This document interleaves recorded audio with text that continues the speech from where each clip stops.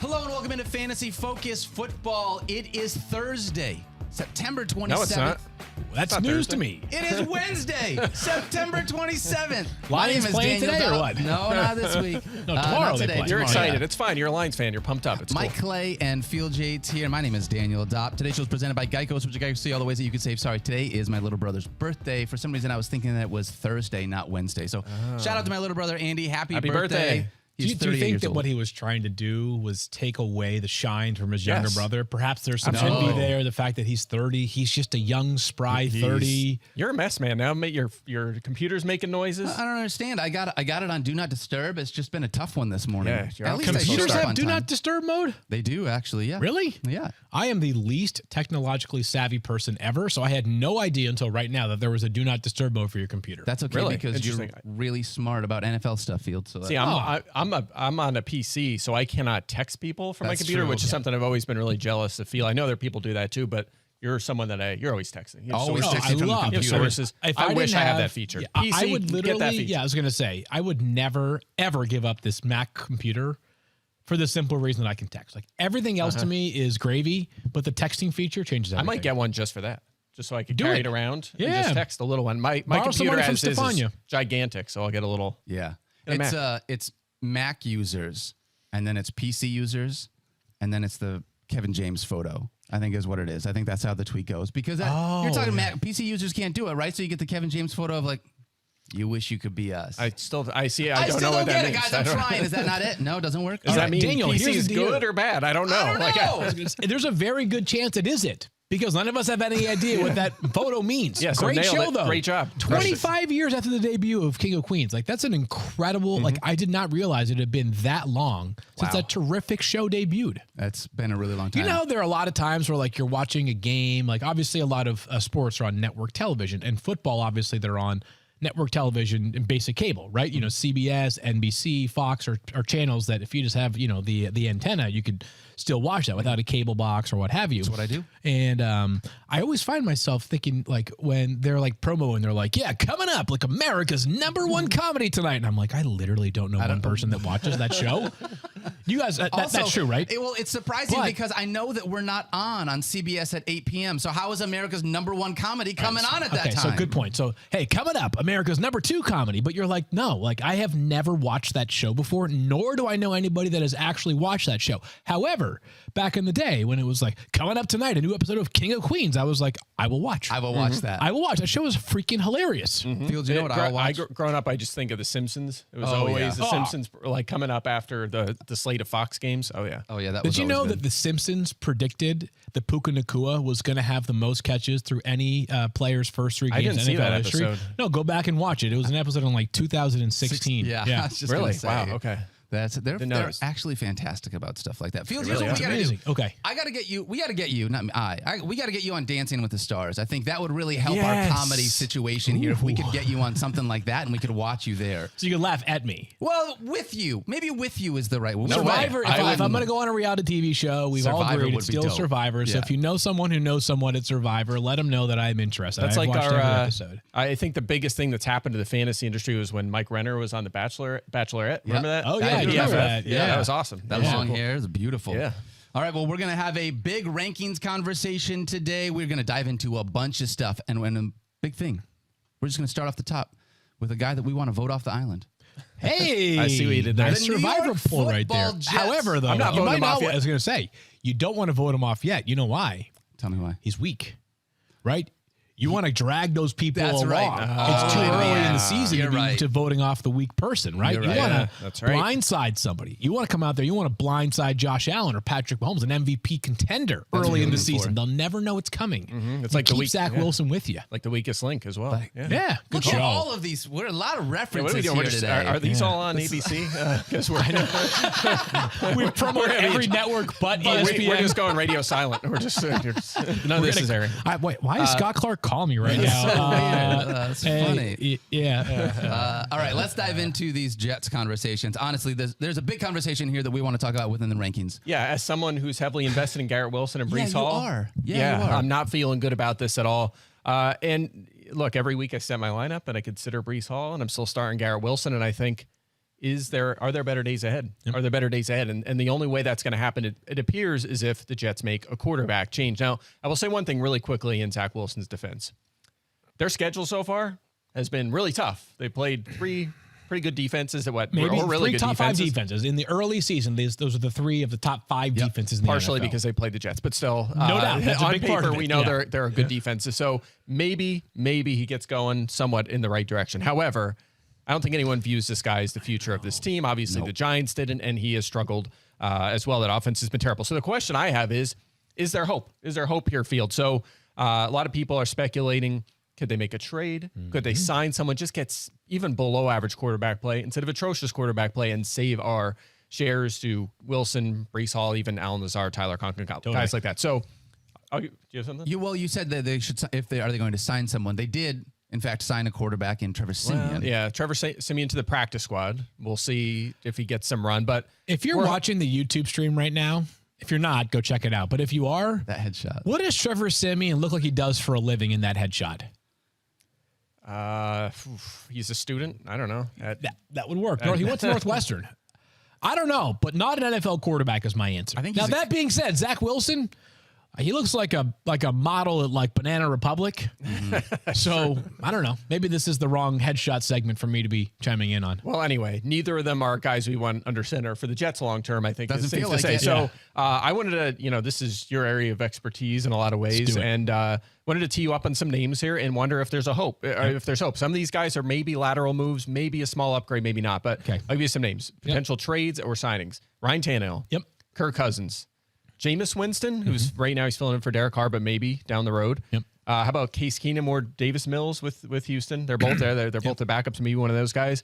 Jacoby Brissett is in Washington behind Sam Howell right now. And then potential signings, Carson Wentz. We've heard Matt Ryan's name thrown around, and I'll throw out Colt McCoy as well. So there's a whole bunch of names. I'm wondering if you think there's any chance they upgrade this quarterback situation. Let me start with a little bit of bookkeeping, and then I'm going to try to bucket those players because I think that some of the logic that you can use for Matt Ryan applies to a Carson Wentz and a Colt McCoy. But the Jets right now are sitting on about $8 million in cap space. The reality is with 15 weeks left for the rest of the season, they're going to need pretty much every dollar of that $8 million between players going on IR that are replaced by somebody else on the active roster. You have per game roster bonuses. You have a variety of different things, practice squad promotions. So $8 million may sound like a hefty chunk, but it's not that much when you realize you're going to have to eventually create more money if you use that to just get through the season. But they do have strings they can pull if they want to create more cap space. So if the Jets want to create more cap space, they can do so. The risk with creating cap space is that you are pushing money into the future. Teams like the Saints and the Eagles have no issue with doing stuff like that. The Browns as well. Other teams prefer to stay a little more cap neutral. But the money is not the issue right now in terms of cap space for the Jets. Here, I think, is the question that the Jets have to ask themselves is, do they believe that any of these players is a true and decided upgrade to the point that that player could keep this team afloat and maybe on the strength of a terrific defense and eventually a fully healthy Breece Hall can maybe make a playoff push? I think most of us logically would think a couple of those names definitely check that box. Mm-hmm. So let's go ahead and bucket those players because we think there is a chance that an upgrade could help them, Daniel. I just want to ask one real quick question as a part of that. So as you're going through this list of quarterbacks, the assumption is still that the Jets are planning on having Aaron Rodgers back next year, and this is just a quarterback for one season to get him into the playoffs. 100%. This is not even 1 year. It's more like whatever. However many games there are. 80% of the year rental for this player. And that's why I think, that's why I think the first name might be the most interesting, and I think he's in that bucket along with Kirk Cousins. It would be Ryan Tannehill. Probably in that bucket. Maybe let's do cross-outs, and then we'll kind of get some more compelling names. Okay. The three guys that you mentioned that are currently free agents, Colt McCoy has been dealing with a shoulder issue. Matt Ryan and Carson Wentz, both out of work right now. Ryan really struggled last season. Wentz wasn't much better. You could probably argue which player was better than the other last year. It wouldn't be a very fun argument. No, but the bottom line is this. The Jets believe, whether we agree or disagree with this assertion, that the acclimation process for those players plus how they performed last season would not represent a decided upgrade to the point that this Jets team as currently constructed could make a push to the playoffs. Okay. I That's think their that's argument fair. on I think the that's free fair. agents. Yeah. As far as the trade targets go, first thing you got to wonder too is like, what's the price going to be in terms of a trade for a player? You do not have your second round pick next year. You also can't trade your first round pick technically right now because the trade that they made with the Green Bay Packers involved a conditional pick. Conditions of a trade are not satisfied until after the league year. So the Jets can't trade a 2024 first or second round pick. So if you're a team like Minnesota or Tennessee, the max you could ask for if you're looking for a 2024 draft pick would be a third round pick from the Jets. Is that enough? I would argue that if I got to a point where I was ready to trade either Ryan Tannehill or Kirk Cousins, that a third round pick would be enough. Those teams may see it differently. But as bad as it's been for Minnesota so far, 0-3, all one-score games, and they play in a division that right now does not seem to feature a San Francisco or a Philadelphia level team. Right? We can agree on that. I'm sorry, Daniel. Like the Lions look like a very good team, but like Philadelphia and San Francisco feel like the class of that team. Minnesota. I think the Vikings feel like they're way too close to just turning things around with a little bit here or there to maybe sneak back into the NFC playoff picture. That just seems ridiculous to me. There's 3 games in the season. Yeah, They lost every game by 7 points or fewer. And last year they were playing above their skis, being able to win one-score games at a rate that they're not going to be able to. Yeah, this- and that might change in 3 weeks before the deadline, but Right. you know, For not now, right now. I just think that is a team that does not feel like they're ready to wave the white flag on their season. Tennessee, same boat. Who are some of the other names that you asked about? Oh, in D.C., Washington, Jacoby Brissett. We were talking about this before the show.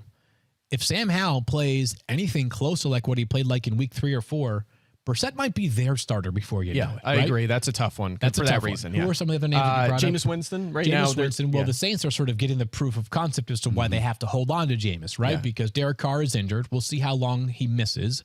And if the team doesn't have Jameis Winston, for the next 3 weeks at minimum, the backup quarterback will be Jake Luton, who they just signed off of the Panthers practice squad with Jake Haener still suspended. But it's not like the team, if something were to persist with Derek Carr or recur with Derek Carr down the line, would be ready to go to Jake Haener as our starting quarterback for a team that they think can be very good. And I think in that division can legitimately win the NFC South. And then another one would be Davis Mills, who has a lot of experience starting, or Case Keenum, one of those two in Houston. I think Case Keenum is way too valuable to Houston because of the presence he brings for a very young quarterback in CJ Stroud. And I think I know this, he's not their starter, obviously, but I think Davis Mills is good enough. And I know it sounds crazy because it's not like he set the world on fire, but like Davis Mills has played enough. Let me ask you this. Who's better, Davis Mills or Zach Wilson? I don't know.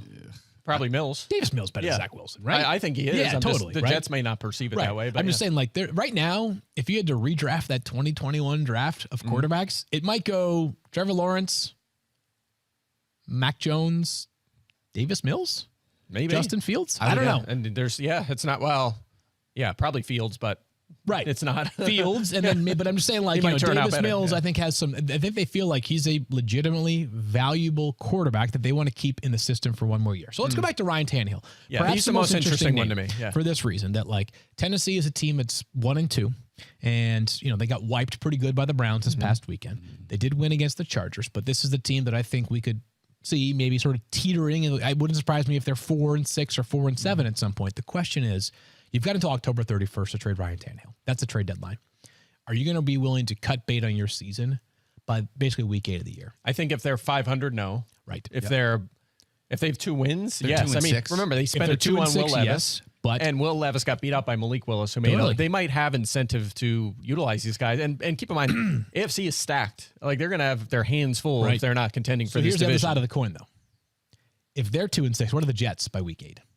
Yeah. With Zach Wilson. Yeah. And Maybe that's the 2 and rub. 6. I think that like in some ways the Jets think that their best option for now is still Zach Wilson.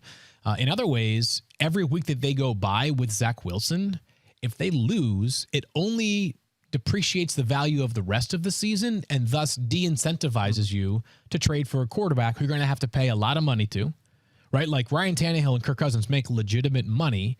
So you're having to go to your owner, say, I know you're paying $35 million this year for Aaron Rodgers on IR and Zach Wilson, who's making $6 million this year. Are you really willing to pay another like 10 or 12 million to Ryan Tannehill for the chance to maybe make the playoffs, maybe get the 7th seed? By the way, I never feel bad for owners having to pay money like that. Like they're worth billions, but they're not my boss either. I don't have to go to them and be like, yeah, for $12 million more, we can have Ryan Tannehill. So it's a rock and a hard place. I think the reality for the Jets for the rest of this season is that the best option that they could potentially have on their roster is going to be like the best of a bad situation. It's not like a very inspiring effort for this Jets team. And I'm not trying to be the wet blanket for Jets fans out there, but I would be very, very surprised if this team could pull off a significant move. Yeah. Very surprised. So I guess what we're hoping for is Tennessee keeps losing. The Jets kind of hang around 500 Correct. And then make a deal for Tannehill. There was some speculation that Ryan Tannehill, who previously the offensive coordinator in Tennessee was Todd Downing. He's now on the Jets staff. There's some connections there. Like that might be the most likely scenario. The Titans go 2-6. The Jets are 4-4 after 8 weeks. And you say to yourself, let's make a push. But to me, absent something like that, I would be very surprised if it's anything more than just like a little bit of window dressing here or there. All right, not feeling good about this. Not looking good for my Garrett Wilson shares. It looks like we need a lot to go right. I thought it was interesting, too, that Aaron Rodgers was like, there needs to be less finger pointing. If I was still there, this wouldn't be happening. It's like, no crap, this wouldn't be happening if you were still there, Aaron. You'd be running the friggin' New York Jets. Yep. You wouldn't be in this situation. The team would be excited. Like, that was an interesting spot where it's like, I don't know what the expectation is. So I've got Garrett Wilson, Mike. I have him in a bunch of leagues. Yeah. Right now, I am not interested in just selling him for pennies on a dollar. He's still too good. The skill set, at this point, we talk about at least on your bench. If you don't want to start them, your bench needs to be full of guys that have upside, guys that are unbelievably talented, guys that could potentially get volume. Garrett Wilson checks all of those boxes. He's going to be better than everyone I'm going to add off of waivers. So I don't know how to move on from Garrett Wilson. He's got to stay on my bench at this point unless I can get a couple weeks in a row where I can maybe try and trade him to a manager that maybe sees something more in him. Yeah, it might be rough at times. Remember, last season, he was basically a wide receiver 3. He was 6th in targets. The efficiency was atrocious. He was still startable, and again, they played a lot of tough defenses out of the gate. That division does have a brutal schedule this season. We know that, but I think if he keeps seeing, he's seen 8 and 9 targets the last 2 weeks. If he continues that, he's going to be at least startable. And he's super talented too. He's going to make some splash plays. So I'm with you. He's not the wide receiver 1 we hope for with the elite ceiling, but he's still startable. You got to keep fantasy. hanging on. You got to hang on. I mean, but to Daniel's point, like you could find a room. You could have a roster where he ends up on your bench. I'm not trying to say like I totally smash Shallower league, this draft. No, I mean I'm in a 12-team league where again I didn't like smash a 10-team league. Excuse me, where I didn't smash this draft, but like wide receivers solid deep. team where I have. I went Diggs and Garrett Wilson. I had pick 10, 11. Yep. But my other wide receivers are obviously Stephon Diggs is starting, Jacoby Myers and George Pickens. And so right now it's Garrett Wilson's the odd man out in that lineup. He really is. Kind of feels like it. Yeah. Which, it's those situations I think are more plausible than people might realize. It sucks because Garrett Wilson's obviously a very, very talented player. But this is the fantasy trap you find yourself in. Dynasty league, couple weeks from now, he's still struggling. Awesome guy to target. When Aaron is back next year, this guy has an elite ceiling. So love that. Yeah. All right, we're going to move on. Field, are you ready for this next topic? I am so ready for everything, Daniel. Okay, so here we are. Mike Clay. Field and I are here for your intervention. Yeah, Mike, let's talk. You've got Justin Fields as computer's quarterback down. 6. Let's we got to make this serious. Let's talk. Wow. You've got Justin Fields as QB 6. Blindsided by So, this. Mike, just as a reminder, there's only 5 numbers and 5 quarterbacks that come before 6, right? Yeah, so 1, 2, 3, 4, 5. that's how that works. And then Okay. 6. So that means that, like, generally speaking, Oh my God, I just saw our rankings. quarterback 6 should be like, like a really like excellent Okay, lock really it in type good. player. Yeah. Like, Understood. you're absolutely playing this guy. So, state your case here for Justin Fields. I watched the Broncos game last week. They're playing the Broncos. They are playing the Broncos. Yeah. Would they give up 30 points in that game? That's a lot. I think that was in like the first 7 minutes. Oh, so Yeah. 40, 50? Keep going. 70 points. They got 10 70 touchdowns? points, yeah. 10 touchdowns. I yes. don't think I've ever seen a defensive performance like that in my life. You quite literally have not. Literally have not. So that's it. And look, in all seriousness, that defense was terrible. It's one we could pick on, and I think Fields can have a QB one day. This is a guy we ranked as a QB1 coming into the season. We now have a sample size of 3 games. He hasn't had a top 15 yet. He's kind of hung around the mid-teens so far this season, but he does have 1 passing touchdown every game. He has 47-plus rushing yards or a touchdown on the ground in all 3 games so far this season.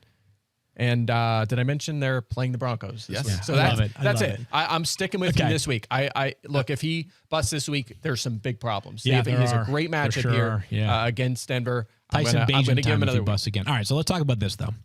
Can you think of two more stylistically different offenses than the Bears and the Dolphins right now? Nope. The Dolphins are like spread you out a mile deep and a mile wide and just let our fast guys be way faster than you, right? Yep. The Bears, I don't know what their offensive style is right now, but obviously it's not very good. You said he's been like hung around like mid-teens value most weeks. Yeah, like late. Yeah, he's been top 15. He's been hanging around. Okay, good. So that's a good way to rank him. Yeah, quarterback 16. No, but that was against normal defense. I mean, he's playing the Denver Broncos. Let me ask you this, though. The Broncos performed like a big pile of doo-doo in week 3. How bad do you think they really are? Like, do you think they're a bottom 5 defense in the NFL? Do you think they're mid-tier? Maybe. I mean, they have a couple star players. I mean, they have Zach Wilson. That would be bad. Trading Zach Wilson to the. Who's a better quarterback? I was just gonna say. Zach Allen up front. Yep, Justin Simmons was out last week. We'll see if he plays. Patrick Surtain is awesome. So, but otherwise there are question marks. Okay. Edge room was one of the worst. I don't know how they were. I mean, they obviously changed coordinators from last year to this year. Is that the reason why they're so much worse? I mean, I don't know the answer. I'll say this too. You mentioned the difference between Chicago and Miami, but keep in mind this started the week before. They imploded against Sam Howell, who had 21 fantasy points in that game. The week before, Jimmy Garoppolo had 15 points. Fields might get 10 points just with his legs. I mean, that's what he's done so far this season, or at least been, in the 5 to 10 range. So I think if he throws 1 or 2 touchdowns, runs for 50 yards and a touchdown, he's there. He pays this off. He's an QB. Here we go. I got an idea. 2 things. First of all, we're going to board bet the crap out of this. Yes, we are. Second of all, Jackson, if you can, put this on the poll. Go to @FantasyFocus on the X if you want to vote. And I want to know, people that have Justin Fields on their roster right now, are they more likely this week to start him or cut him? More likely to start or cut. Yep. Start or cut Justin Fields. This is a week 4 question. It's going to be cut. Yeah. Well, because people are going to vote for cut because they're mad. Yeah. You know what it is? Well, this is the fun part about this conversation, and you can get into the board bet. This is the fun part about the conversation, Mike, is you are using your analytical computer brain, and you're like, this is what I see. This is what the numbers tell me. And me and Field, we're like, the Bears are on fire. Do not start Justin Fields. Have you seen how bad he looks? I think when you mean like literally like a house on fire, not like on fire, like playing 4 out of 4.5 out of 5 dumpster fires. Yes, exactly. Yeah. I mean, I am also using my big brain, my computer, my analytical brain. And my analytical brain is like, I don't like to play bad players. And right now, Justin Fields is playing really poorly. And you're right. He does have, 47 rushing yards or a touchdown in all 3 games. The game that he had a rushing touchdown, he had 3 rushing yards. So it wasn't like that was a gangbusters rushing performance. But the point is he has 5 or 6 points just from his legs. That's 4.5 yards per carry this year, down from 7.1 last year. Those big explosive runs seemingly aren't there. I got to tell you this. I just don't know if I could bring myself to starting Justin Fields this week for fear of what it might look like. So I think we should board bet this sucker. I think so too. We should. I'm with you. Okay. I'm just so saying. You have him as quarterback. Just a funny thing about polls like that, really quick. A funny thing about polls is like it might be 80% cut this week. Next week it might be 90% start if he has a huge game like last year. Well, like if he runs for 97. Next week. Yeah, I'm just saying. This is the beauty of a board bet. Yeah, that's the way this game goes. It's I have him. I have Justin Fields. He is now my number 2 behind Kirk Cousins on the only roster that I have Justin Fields. I'm not cutting him, but I am scared of starting him this week. So along those lines, Mike, you have him as quarterback 16. Dan and I have him as quarterback 6. A rare 3-man board bet, right? Opposite. Mike, you have him as quarterback 6. Field and I have him as quarterback 16. My bad. That would have been really bad. I already got him to come around. Okay, so quarterback 11 is the median point. Got it. Okay, Daniel, you and I agree on this one, right? Yes, we do. I'm with you on this board bet. Daniel, I'm going to speak for both of us right now. Yep. I and Daniel say that Justin Fields will not be a top 11 quarterback in week 4. I, Michael L. Clay Jr., feel that Justin Fields will be a top 11 scorer in fantasy points in week 4. Put it on the board. Put it on the board. For those of you that are wondering what the L stands for, and Michael L. Clay is lost because you get to lose. Yeah, I set that up. That was not good. Hey, if you need one of these coins from our buddies over at Trophy Smack, is a start-sit coin in case you do have Justin Fields on your roster. You go check it out over at trophysmack.com. We love those guys. All right, let's move ahead and talk about Trevor Lawrence, another quarterback that has been frustrating for us. Week 1 was not too bad, and then these last 2 weeks have been awful. Mike Clay. I think a part of this has been because his offense hasn't looked good. There's been a ton of drops in this Jaguars offense. They've looked out of sync. What are you doing with Trevor Lawrence here in week 4? Thought the opposite would be the case with Calvin Ridley coming to this offense after what happened last year. Do you remember they were in offensive EPA this season? I don't. Like 6th, right? They're 31st. Whoa! Oh, wow. The Jags? Yeah, 31st in offensive EPA. They are struggling, and it's because the pass game has been so terrible. 3 passing touchdowns. Did you say 6th?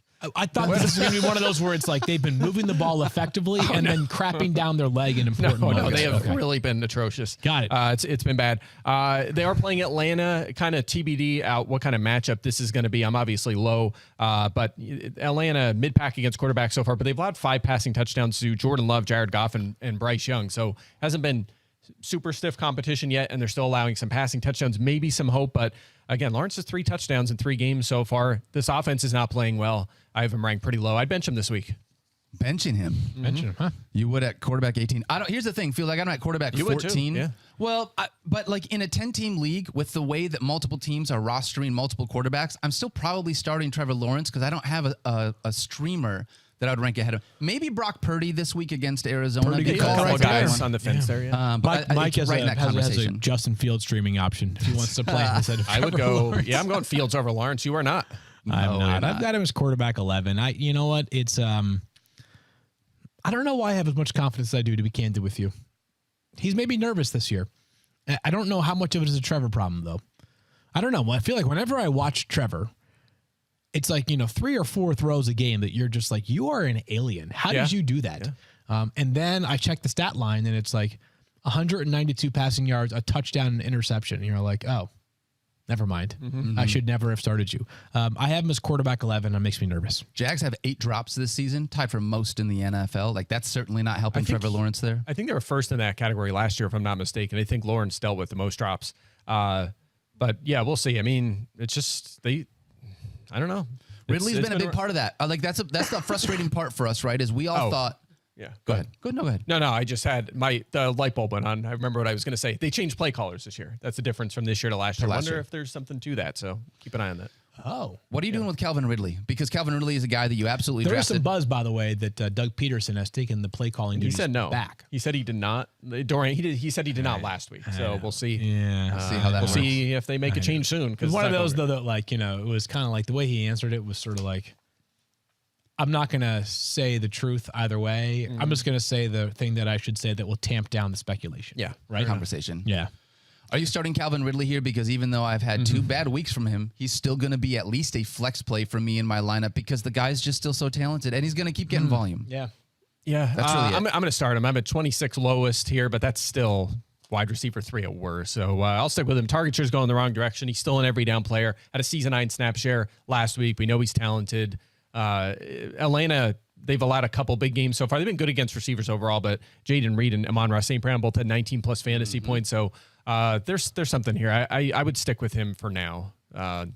If the offense continues to play like this, maybe not in a couple weeks, but for now, yes. He's also a couple of plays away from having a much rosier outlook. Drop touchdowns here or there, and you're just. And I know the drops are a problem, right? But it's like he feels like he's so close. We maybe got. I think did you use the term "in over our skis" earlier in the podcast? I did, yeah. Okay, I'm going to use it again.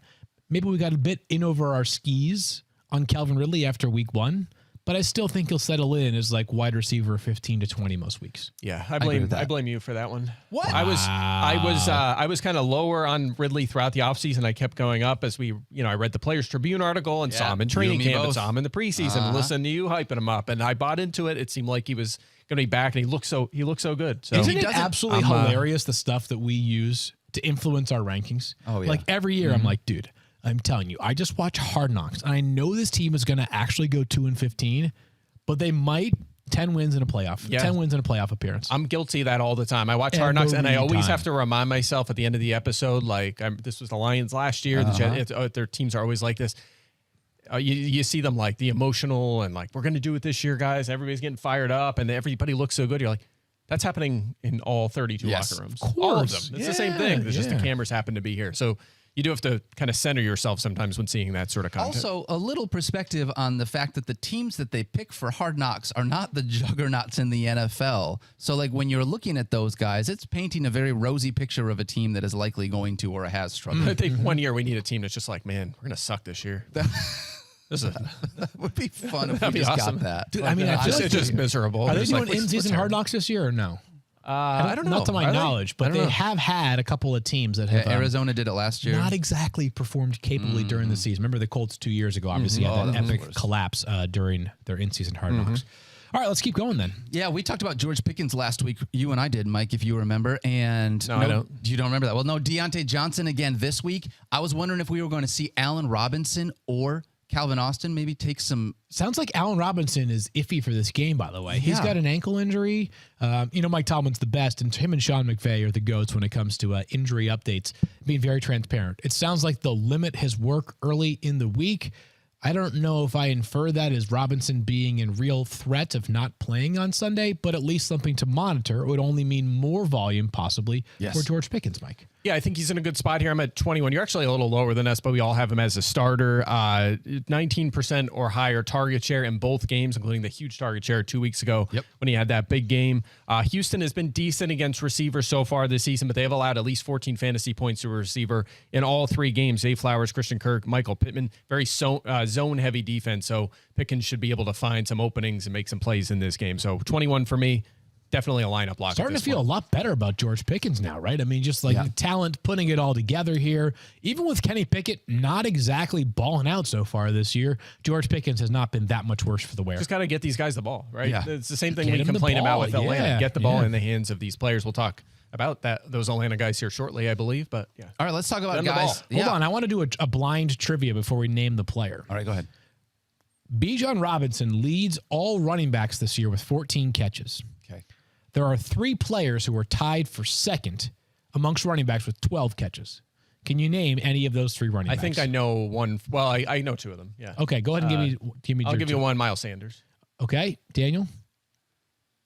I don't. Kyron Williams. Mike. And the other's Jahmyr Gibbs. Negative, but No? So, by the way, why the heck would you guess the one player that I didn't want you to guess the I know, first time? Because I thought that was the Read point. the That was show the third note. one. That was the third one. No, it's Tony Pollard, Jaylen Warren, and Miles Sanders. Okay, so But I got Miles one. Sanders is a surprising one because on the one hand, Who's the surprising one? I think Jaylen Warren and Miles Sanders. But remember, you know what? Go ahead.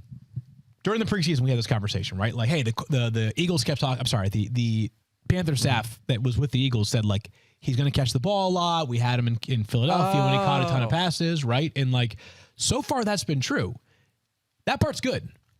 It's everything else that hasn't been that great rest for of it's Miles not Sanders, okay. specifically the rushing efficiency. So here's what happened. Can I explain what just happened there? Yeah, go We ahead. were supposed to talk about Jahmyr Gibbs next. was- That's why I saved him for last.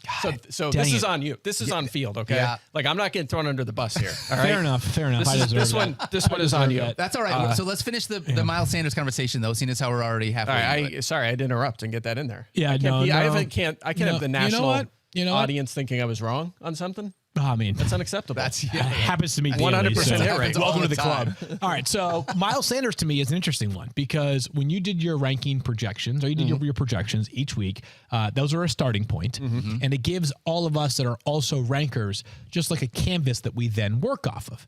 Which are like way off. You just drag them all the way up. That's and Well, you usually drag what up or happens. down. Listen, Yeah. Mike, this is. I mean, I think it's disingenuous to the readers, viewers, listeners, etc. to just have like the exact same rankings. Like, if I feel differently, Of course, or if you feel yeah. differently, like that's actually it can be very helpful when you see players comparably because it shows a confidence. It also can be helpful if you and I see things differently, or you and Daniel see things differently, or Daniel and I see things differently, and we have 2 sides of the coin that we are arguing. And if somebody feels like Daniel's argument's more persuasive than mine, follow Daniel's lead. Hopefully that decision pays off. But Miles Sanders coming in at running back 7 to me felt like just too rich for my blood. Now, they play the Vikings this weekend, so it's a terrific matchup. I'm sure you love that part of it. I do. 27 points allowed to DeAndre Swift. They did hold Rashad White and Josh Kelly under 7 points. So they did better against them. But it really is the volume for me with Miles Sanders. 12th in touches this season, 17th in fantasy points. So he's kind of delivering as an RB2 so far. You mentioned the targets. That is something that I jotted down here. Career high in 9 last year. He actually leads all running backs in targets. So he's tied in catches. He's first with 20 targets this season. Career high target share. The problem here, the concern, and the reason why his production is behind his volume is the efficiency is terrible. He's averaging 3.4 yards per target. That is really bad and aligns with what he's done in Philadelphia, which is why they didn't throw to him. That has carried over. Also 3.4 yards per carry so far is a career worst. This is a guy that's usually closer to 5 yards per carry. So I'm wondering which one is going to work out. Generally, I'm going to follow volume. That's why I'm higher on him than you guys. But the efficiency, if it continues to be poor, means we're going to see more Chuba Hubbard or something. Maybe. I don't know. I feel like Miles At some Sanders point. is such the guy for that coaching staff. That, Yeah, they're going for to now. continue to lean on it. I can't. Like, Hubbard's not That he's not feels special, so right? weird to see Chuba Hubbard over Miles But I mean, Sanders. he's 12th in touches. I mean, it could be a little bit less. Okay, a you little know? bit And less. then But if- the interesting part is that, like, I started this conversation almost making like the pro Miles Sanders debate. Mm-hmm. And I'm the lowest by far. I've got him at 18 this week because I don't know. It just had the eyeball test has not been kind to this Carolina Panthers offense. You may know that they're 0-3 if you guys It's haven't not heard. great. I've heard that. Not great. Man, as bad as things are for the Bears right now, and they're bad, that team could be tumbling towards two incredibly valuable picks. Theirs and Carolina next year both belong to them in the first round. Ooh, baby. Yeah, so the first round, the top of the first round might be just all Arizona and Chicago. Yeah, they could. I mean, they yeah, got four of the top Arizona 7 picks, and yeah. Houston too frisky last weekend to worry about the 2024 That's a good draft. point. But man, in the players that I expect to go in the first 5 picks next year so align with what the Bears need. Neither here nor there. Let's talk about Jahmyr Gibbs, who does not have at least 12 catches this year, which would be tied for second amongst running backs. Yes. Yeah, I was interested by this one. So we are waiting to figure out Thursday night football game. Take on the Green Bay Packers. So that's a part of it. We'll talk about it a little bit tomorrow. But if Jahmyr Gibbs and these Detroit Lions see David Montgomery come back and be a part of this backfield, and it sounds like with some of the comments we had from Dan Campbell, like that's going to happen. How is that going to impact, Mike, your ranking of Jahmyr Gibbs, knowing that he has struggled when he has been given the full workload without David Montgomery? Yeah, so the story here is that I have Gibbs ranked way lower than everyone else because like sometimes like we work we're busy in season. We work all day long, and then you guys just go about your lives. And I just keep working because I'm a grinder. I stay at it. I watch the press conferences. I read the reports. And I caught last night Dan Campbell make a note that, it looks like Monty's in good shape, right? Montgomery's looking good to play. He expects him to play in this game. Okay. So I went in, got to work, because that's what I do. I grind. I get back to the computer, adjust the projections, put Montgomery in there, rank him, and lower Jahmyr Gibbs. So that's what happened here. I'm just ahead of you guys. Like you'll catch up at some point. And also I follow the Lions. Like That's I know you're you're a big not always on Lions top guy, of that. yeah. I keep a close eye on the Lions as well. So Interesting. Had Montgomery not got injured, and Montgomery not where would we have ranked Gibbs last week? Probably as a flex or a borderline RB2. I mean, that's where I am. I expect Montgomery to come back, play, handle a bulk of the carries. Gibbs will be involved in the passing game, but this is where he belongs right now. Montgomery is the better fantasy play. This is as low as he's been ranked, though, all season long, because coming into the season, we thought he was going to get more usage. We've never ranked him this low up until this point. I think week 3 we would have had Montgomery not got hurt in that game. But that's not where we were at. So, like, this is one of those things. If you've got Jahmyr Gibbs on your roster right now, he's not a must start for you here in week 4. No, he's not a lineup lock with Montgomery there. I mean, the Lions have played their cards already and through 2 games. They featured David Montgomery. Yeah. He was around 20 carries both games. A non-factor in the passing game, but that's where Jahmyr Gibbs has been busier, but he hasn't been productive in fantasy yet. And with Montgomery back, I just don't see how you can rank him near the top 10 or 15. And I assume you guys agree once you insert Montgomery back I've in. got Gibbs slightly ahead of David Montgomery for week. I did my, as much as Mike wanted the crap, that's my 3rd time I've said crap today on the show. A lot of poo-poo talk 4th time here. now. But as much as Mike wanted to make me feel bad about the fact that I watched 2 episodes of Love is Blind last night, mental health is health too, for the record. As much as he wanted to do that, Mike, I have updated my rankings because I care about the product. Yes. Okay, you did that. All right, and so I have Jahmyr Gibbs just ahead of David Montgomery, both inside my top 25 for running backs. Okay, fair. Both just inside the top 20. That's totally fair because Montgomery has 1 target this season, so it's. I think that's justifiable. Montgomery's scored in both games. He's playing well, playing okay. That's fine. I understand putting them close, but Gibbs should not be ranked 8th like I would have had him before Montgomery. I'll tell you what though, and this is just maybe you can tell me this is me as a Lions fan. Jahmyr, and I don't think it is. I want to be very clear about it. I don't think this is. Jahmyr Gibbs, if you've watched him play, you're just waiting for him to have that one play where the cork comes off. And as soon as he that happens, I think it's going to be wide open for him. It's waiting to get that one explosive play he hasn't had yet this year. Totally fair. And I mean, still ranking him as a RB3 flex option, right? He's totally fine to start. He's just not that lineup. He's not a lineup lock. Strong, a guy that's going to have 15 carries and maybe 5 or 6 targets. He's going to be hard pressed to get that on Thursday. All right, here's another running back that we want to talk about. Achane, after an unbelievable week last week, everyone went out and added him in waivers. And now it's like, what do I do with this guy that scored 50 points last week? I have to be able to put in my lineup, right? Yeah, I mean, you think, right? This one feels like Doesn't it feel like the story of the day on Sunday is going to be what happened with De'Von Achane? Because no matter what the story is, it's a huge story, right? No matter what the outcome is, it's a huge story. If Achane repeats Sunday, which I'm here to tell you it's not going to happen, but if it does, it's the story of the freaking century, right? Back-to-back games with 50 plus. I know, that's a good point. No, I made it very specific. Just this Sunday. Okay. Yeah, 50 plus points in back-to-back games would be absurd. Meanwhile, if he has if he plays 12 snaps and has 22 rushing yards and 1 catch for 8 yards, people are like, dude, what the heck, man? Why'd I bother with De'Von Achane? So I guess the only way that it works is if he finishes with 9.5 fantasy points, right? Is that the voice? The voice of the people in your mentions are my favorite. I know. Why do I always pick the weirdest, most random voices for people that are in my mentions? So good.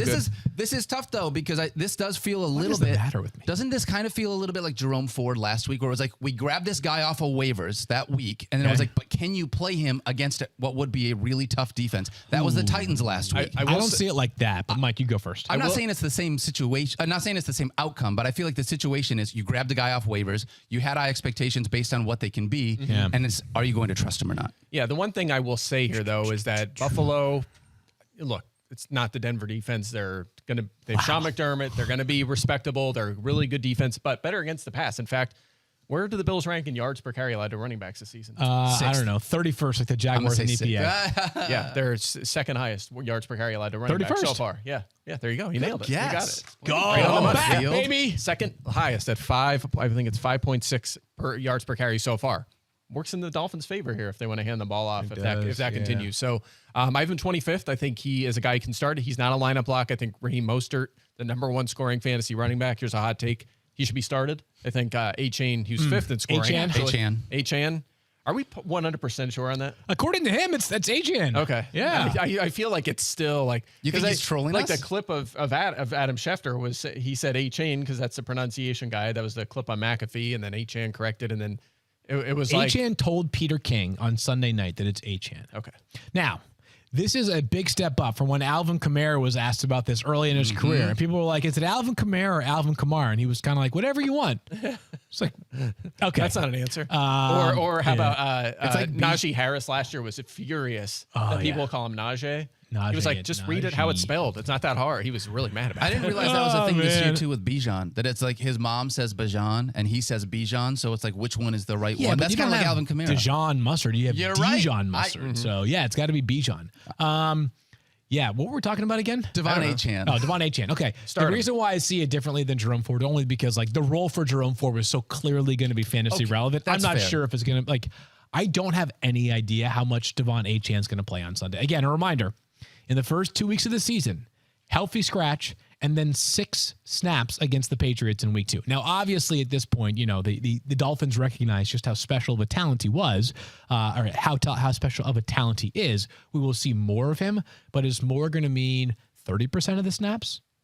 Because if it's 30% of the snaps, even with his electric speed in this offense, not a guarantee that he can turn that into more than 8 or 9 fantasy points. Correct. Yeah, I'm with you. Keep in mind, he's what, $188? He's tiny. That's why he fell. That's why he fell in the draft. Yep. All right, we're going to talk about a bunch of disappointments and what you can do with them in your and this is fantasy gonna roster. Be this is therapy. I want people to know this is we want to welcome you into our living room and just talk it out because we are in this with you. Yeah, we are there together. But first, Field Yates, let's pay some bills. Geico asked, how would you love a chance to save some money on insurance? Mike would love that. Of course he would. And when it comes to great rates on insurance, Geico can help. Like with insurance for your car, truck, motorcycle, boat, and RV. Even help with homeowners or renters coverage. Plus, add an easy-to-use mobile app, available 24-hour roadside assistance, and more. And Geico is an easy choice. Switch today and see all the ways you or De'Von Achane could save, not chain. It's easy. Simply go to geico.com or contact your local agent today. Smell that? That's the scent of fresh turf and freshly cracked Dr. Pepper, which can only mean one thing. It's college football season. So block off your Saturdays and swipe a sweet Dr. Pepper from the mini fridge because there's a new season of high kicks, long throws, and Fansville commercial breaks to carry you all the way to the West Coast games. That's right. The fans are back. And this year, things are heating up. We're talking more hot takes, more heartbreak, more layers of face paint. Get ready to drink in all the drama this season with the help of the most delicious college football tradition there is, Dr. Pepper, the one fans deserve. Have you ever dreamed of hitting the road in your very own customized Mercedes-Benz Yeah. Sprinter? Yeah.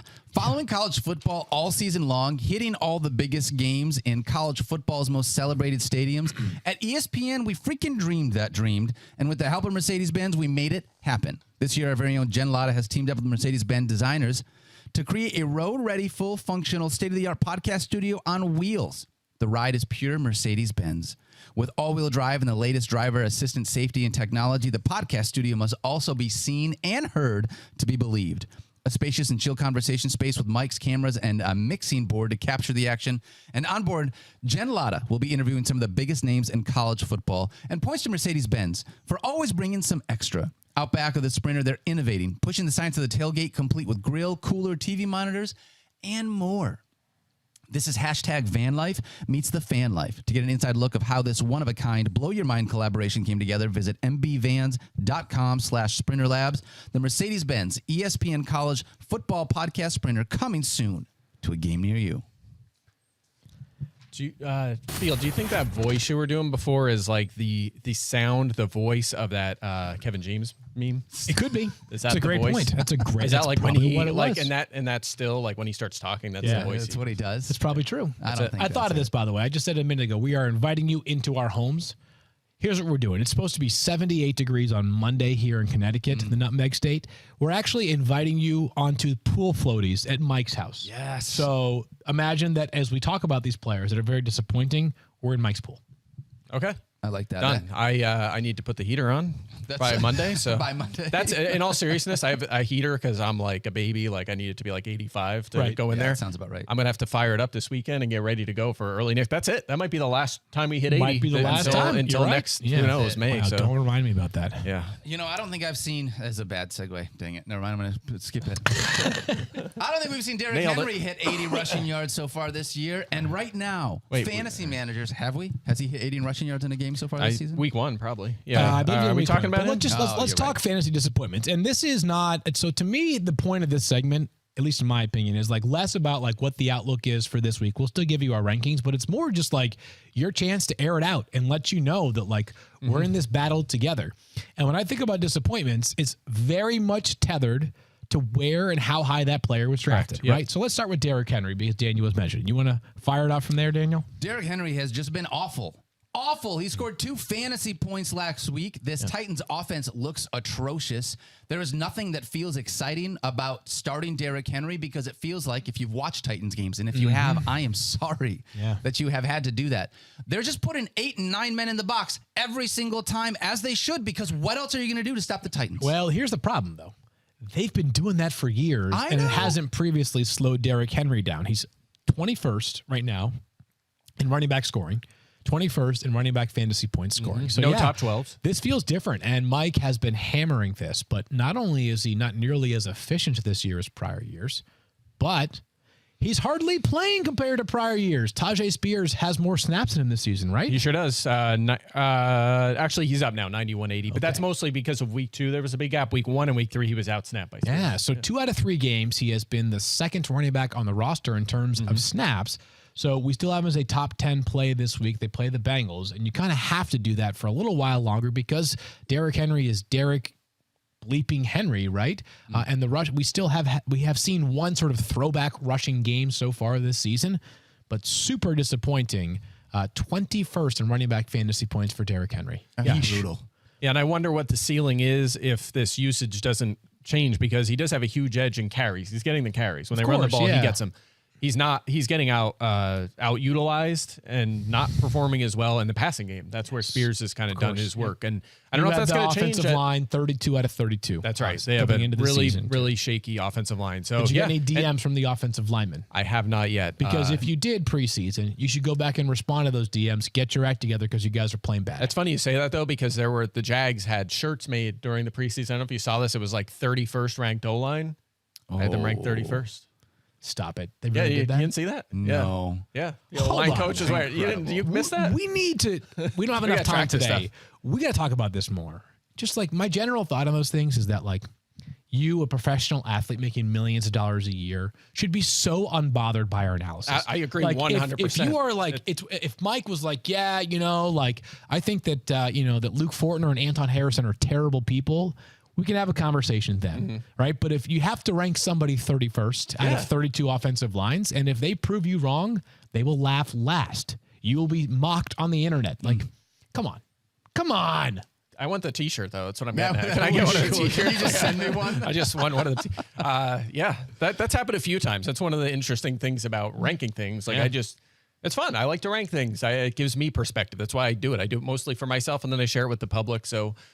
You can get some use out of it as well. So yeah, it's never personal, but you're right. If I'm ranking something 1 to 32, someone has to be last. Yeah, and sometimes it's hard to do because like running back, for example, everyone's pretty decent at running back for the most part when everyone's healthy. Somebody has to be at the bottom though. Sure. Najee Harris. I would argue. Oh, sorry. I would argue the biggest disappointing fantasy right now. Najee Harris, running back 48. He has scored 17.1 fantasy points through 3 weeks. Yeah, hasn't gotten to 7 in a game yet. I am at a point now where I am ranking Jaylen Warren ahead of Najee Harris because of the passing game usage that he's getting. And guess what? I don't want to start either one of them. I want to be clear about that. You might be, but it's not like you feel good about either one of them right now. If you are super deep, then you can look at some of these guys. But in a 10-team league, in a 12-team league, I am just out on Najee Harris. There's more upside elsewhere. Yeah, how about this? Remember 2 years ago when he was a rookie and he had 94 targets, which was most among all running backs? He has 6 this season. He has 6 targets. He had 94. Did all those targets go to the undrafted free agent from last year? Is that they are. They are. They're used. He still has a snap edge. Does Harris? He had 19 carries last week, but the efficiency is poor. He doesn't look very good out there.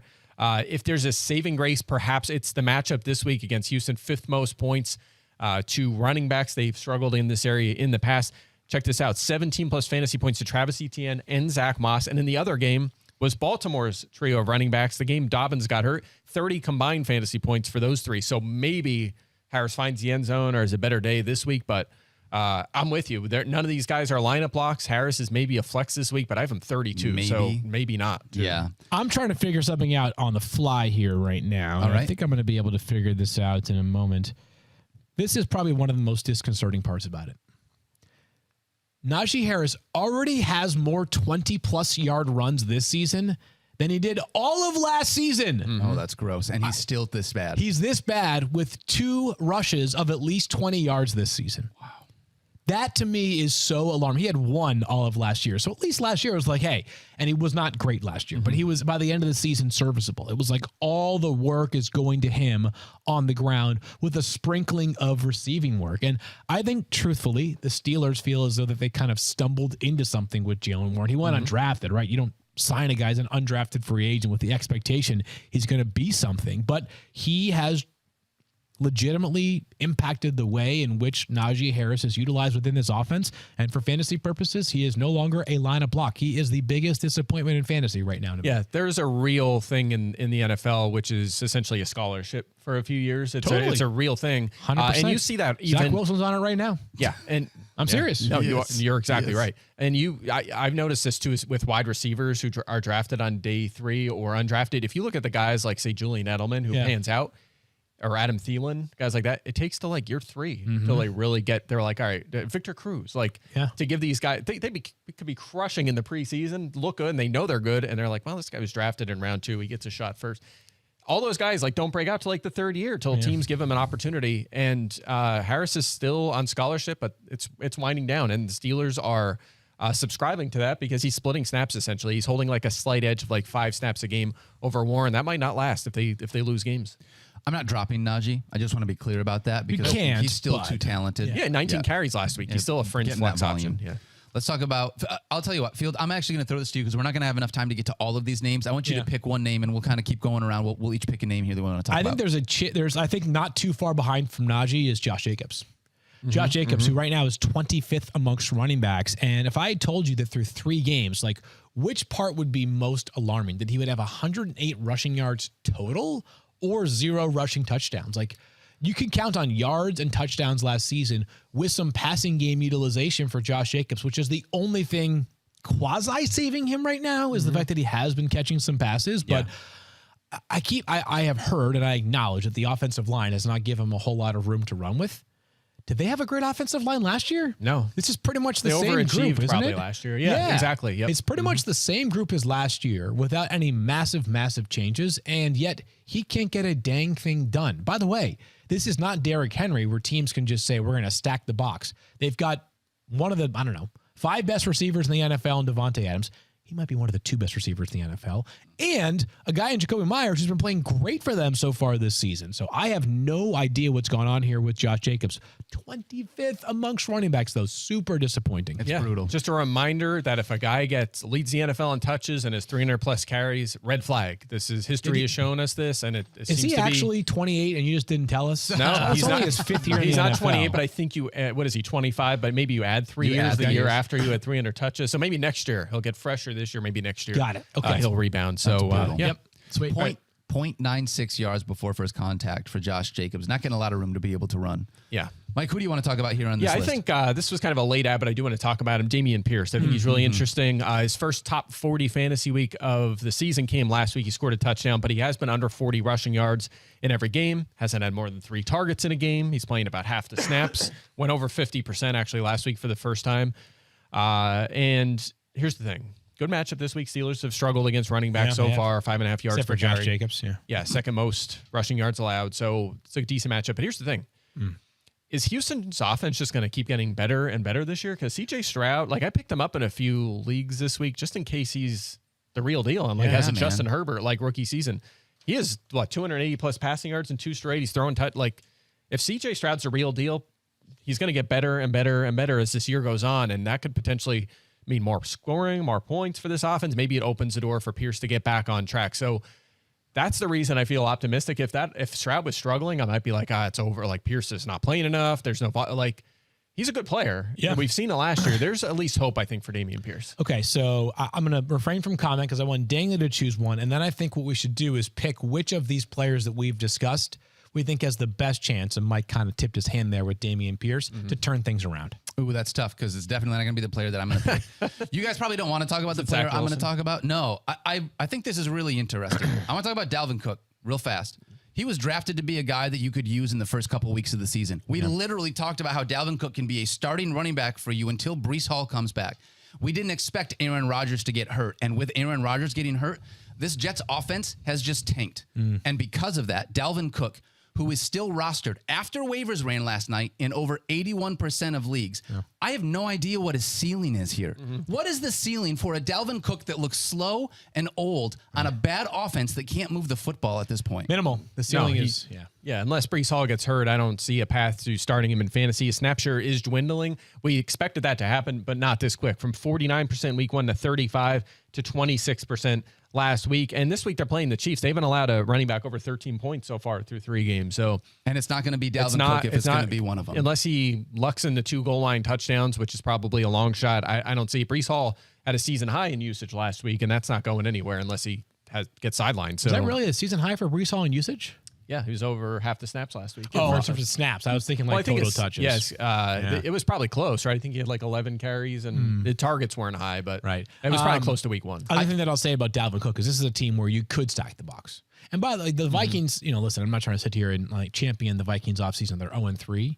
But of the moves they made this offseason, one of the most logical appears to have been the decision to move on from Dalvin Cook. Whether the right idea to replace him was to invest the contract into Alexander Madison, I think is still a question that needs to be answered. Sure. But Dalvin Cook does not look great right now. I think that's where I'm at as a fantasy manager. I don't feel the need to hold him at the end of my bench because there are guys that have more upside, better skill. And all this is a PSA. He is rostered in 80% of leagues. You can move on from Dalvin Cook at this point. Yep. I was saying this yesterday. There are a lot of players that are on a bunch more. I was saying yesterday, there are guys who are on a high percentage of rosters. Yeah. Some of it's more name than game, right? I used Juju as an example. He's on 57% of rosters, which no need to be right now. Dalvin being on 80% of rosters, not totally surprising, but that number could shrink, and I'd be okay with it. Very okay with that. All right. What do you want to talk about here, Field? Let's decide. We have a couple minutes left here. Which of these players do you think has the best chance to turn things around? Do you just want to pick from them? Should we throw a couple more? Should we throw 2 more running backs in the conversation? Sure, go for it. Because I think we're crossing off Cook, right? He's off the list. So he's off the list. we have Javonte Williams on here. Yep. And another one was Alex Madison. Yep. So that's a bunch of. So we have what? We have Harris, Yep. Derrick Javonte, Henry. Henry, Jacobs, Pierce, and Madison. So let's talk about this. The two guys that stick out like a sore thumb to me. I mean, the number one answer for me is Josh Jacobs.